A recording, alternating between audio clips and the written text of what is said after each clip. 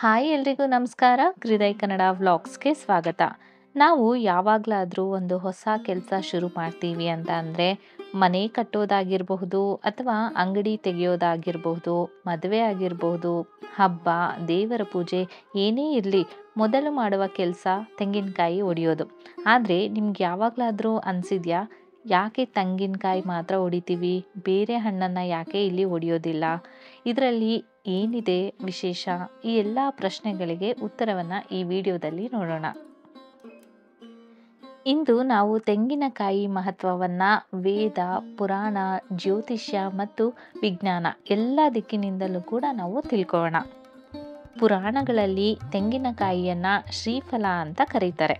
ಶ್ರೀ ಅಂತ ಅಂದರೆ ಲಕ್ಷ್ಮಿ, ಫಲ ಅಂತ ಅಂದರೆ ಹಣ್ಣು, ಅಂದರೆ ಇದು ಲಕ್ಷ್ಮಿಯ ಹಣ್ಣು ಅಂತ ಅರ್ಥ.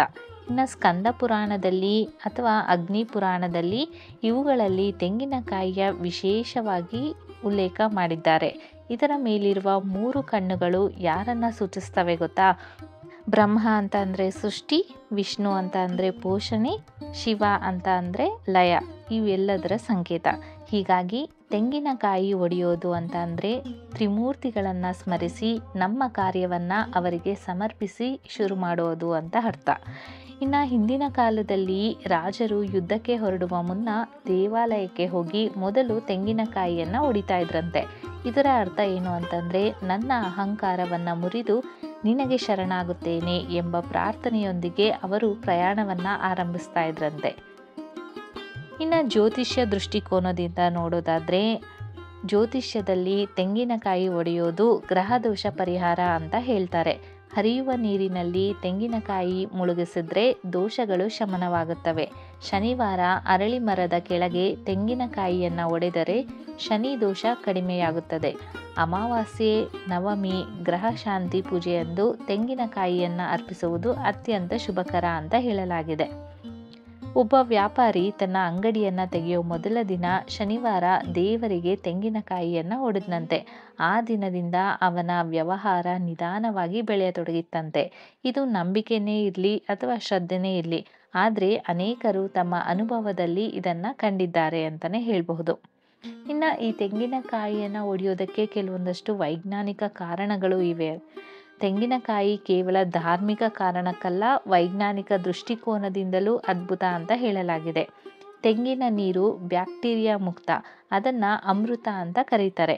ಗಟ್ಟಿಯಾದ ಚಿಪ್ಪು ನಮ್ಮ ಅಹಂಕಾರದ ಸಂಕೇತ, ಅದನ್ನು ಒಡೆದಾಗ ಹೊರಬರುವಂತಹ ಬಿಳಿ ತಿರುಳು ನಮ್ಮ ಆತ್ಮದ ಶುದ್ಧತೆಯನ್ನು ತೋರಿಸುತ್ತದೆ. ತೆಂಗಿನಕಾಯಿ ಒಡೆಯುವ ಶಬ್ದ ಮನಸ್ಸಿಗೆ ಏಕಾಗ್ರತೆಯನ್ನು ಸಹ ನೀಡುತ್ತದೆ. ಪೂಜೆಯ ಸಂದರ್ಭದಲ್ಲಿ ಮನಸ್ಸನ್ನು ಒಂದೇ ಕಡೆ ಕೇಂದ್ರೀಕರಿಸಲು ಇದು ಸಹಾಯ ಮಾಡುತ್ತದೆ ಅಂತ ಹೇಳಲಾಗಿದೆ. ಉದಾಹರಣೆಗೆ, ಒಂದು ಸಭಾಂಗಣದಲ್ಲಿ ಗದ್ದಲ ನಡೆಯುತ್ತಿದ್ದಾಗ ಅಚಾನಕ್ಕಾಗಿ ಒಂದು ದೊಡ್ಡ ಶಬ್ದ ಬಂದರೆ ಎಲ್ಲರ ಗಮನ ಅದರ ಹೋಗುತ್ತೆ ಅಲ್ವಾ? ಹಾಗೆಯೇ ಪೂಜೆಯಲ್ಲಿ ತೆಂಗಿನಕಾಯಿ ಒಡೆಯುವ ಶಬ್ದ ಮನಸ್ಸನ್ನು ಕೇಂದ್ರೀಕರಿಸಲು ಸಹಾಯ ಮಾಡುತ್ತೆ ಅಂತ ಹೇಳಲಾಗಿದೆ. ಇನ್ನು ಕೆಲವೊಂದಷ್ಟು ವಿಶೇಷ ಸಂದರ್ಭಗಳಲ್ಲಿ ತೆಂಗಿನಕಾಯಿಯ ಮಹತ್ವ ವಿವರಿಸಲಾಗಿದೆ. ಶನಿವಾರ ಒಡೆಯೋದ್ರಿಂದ ಶನಿ ದೋಷ ಪರಿಹಾರಕ್ಕಾಗಿ ತೆಂಗಿನಕಾಯಿ ಒಡೆಯೋದು ನೀರನ್ನು ಅರ್ಪಿಸ್ತಾರೆ. ಇನ್ನು ನವರಾತ್ರಿಗಳಲ್ಲಿ ತೆಂಗಿನಕಾಯಿಯನ್ನು ಒಡೆಯುವ ಸಂಪ್ರದಾಯವಿದೆ. ದುರ್ಗಾದೇವಿಗೆ ತೆಂಗಿನಕಾಯಿ ಅರ್ಪಿಸಿದರೆ ಅಡೆತಡೆಗಳು ದೂರವಾಗುತ್ತವೆ ಅನ್ನುವ ನಂಬಿಕೆ.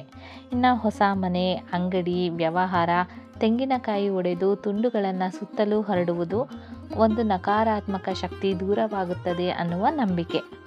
ಇನ್ನು ಹೊಸ ಮನೆ ಪ್ರವೇಶದ ವೇಳೆ ಮೊದಲು ತೆಂಗಿನಕಾಯಿಯನ್ನು ಒಡಿತಾರೆ. ಅದಕ್ಕೆ ಕಾರಣ ಏನು ಅಂತಂದರೆ, ಈ ಮನೆಗೆ ಕಾಲಿಡುವ ಮೊದಲು ದೇವರ ಅನುಗ್ರಹ ದೊರೆಯಲಿ, ಅಡೆತಡೆಗಳು ದೂರವಾಗಲಿ ಅನ್ನುವಂತಹ ಸಂದೇಶ.